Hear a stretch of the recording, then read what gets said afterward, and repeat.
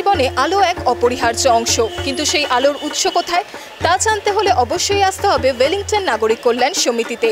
ইনকোটা TV জাগমা Durga 2025-এর পুজো পরিক্রমার প্রথম পর্বে আমি হাজির হয়েছি এখানেই।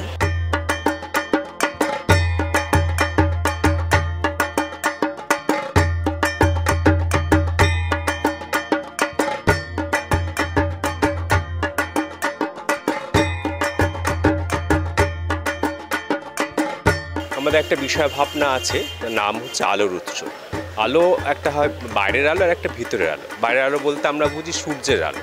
সেই সূর্যের আলো থেকে যেমন আমাদের ফল ফুল এসব পাই, আর একটা হচ্ছে ভিতরের আলো, সেটা হচ্ছে অ্যাকচুয়ালি অন্তরের আলো, মানে এটা মানবিক চেতনার আলো। সেই আলোটা আমাদের এই মানবিক জীবনে ভীষণভাবে প্রাসঙ্গিক, বিশেষ করে এই সময় ভীষণভাবে প্রাসঙ্গিক, এবং এই আত্মচেতনার জন্যই এটা ভীষণভাবে প্রয়োজন।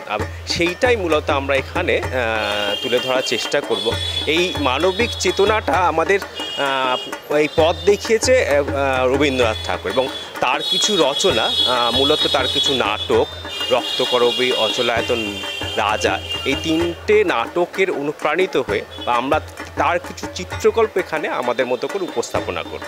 মানে সেখানে সরাসরি মানবিক চেতনার একটা যেখানে আভাস আছে, তো সেইটাই আমাদের মূলত ওই প্রকাশ করার এখানে চেষ্টা চলছে। আর এই আলোটা একটা মায়ের কাছে এসে পুরো সে আলোকিত হচ্ছে, এবং এবার সার্বিক সেটা ছড়িয়ে যাচ্ছে আর কি সমাজের মধ্যে। এইটাই মূল ভাবনা।